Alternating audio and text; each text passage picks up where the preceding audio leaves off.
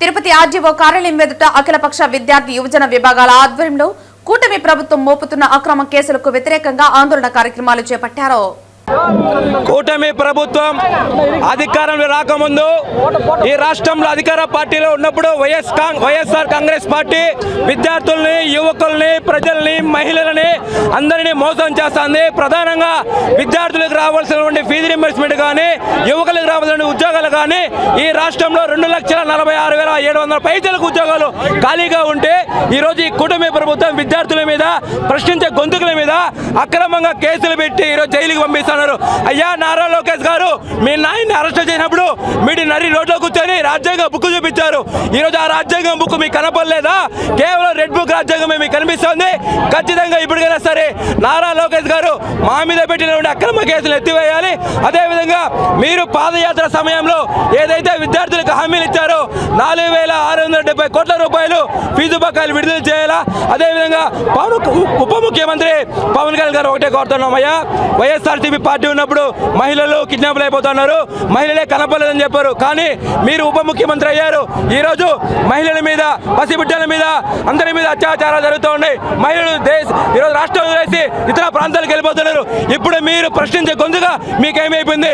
ఈరోజు తిరుపతిలోని ఆర్డీఓ కార్యాలయం ముందర విద్యార్థి యువజన సంఘాల ఆధ్వర్యంలో శాంతియుతంగా నిరసన చేస్తూ ఉంటే మమ్మల్ని అరెస్ట్ చేసే విధంగా పోలీసులు దౌర్జన్యంగా లాగేస్తున్నారు. ఖచ్చితంగా నారా లోకేష్ గారు దున్నపోతు మీద నీళ్ళ పోసి మీరు వ్యవహరిస్తున్నారు, మీ కూటమి వ్యవహరిస్తుంది. ఇప్పటికైనా సరే కళ్ళు తెరిచి రాష్ట్రంలో ఏం జరుగుతుందో ఒకసారి ఆలోచించే కూడా ఈ కూటమి ప్రభుత్వాన్ని హెచ్చరికలు జారీ చేస్తా ఉన్నా. ప్రభుత్వాలను ప్రశ్నిస్తే కూటమి ప్రభుత్వం, చంద్రబాబు నాయుడు గారి ప్రభుత్వం కర్కశంగా వాళ్ళందరి మీద కేసులు పెట్టడం, మరీ దారుణంగా పీడీ యాక్టులు పెట్టడం. విశాఖపట్నంలో జరిగినటువంటి ఘటన మనందరికీ కూడా తెలిసే ఉంటుంది. దానిని నిరసిస్తూ మొత్తం విద్యార్థి సంఘాలన్నీ కూడా రాష్ట్ర వ్యాప్తంగా వామపక్షాలకు చెందినటువంటి విద్యార్థి సంఘాలన్నీ నిరసన కార్యక్రమాన్ని చేపట్టే దానికి వైఎస్ఆర్ కాంగ్రెస్ పార్టీ మద్దతు ఇచ్చింది. ఒక్క వామపక్ష విద్యార్థుల పట్లే కాదు, ప్రతిపక్షాలన్నింటి పట్ల చంద్రబాబు నాయుడు గారి ప్రభుత్వం ఇలానే నిరంకుశ ధోరణితో వ్యవహరిస్తుంది.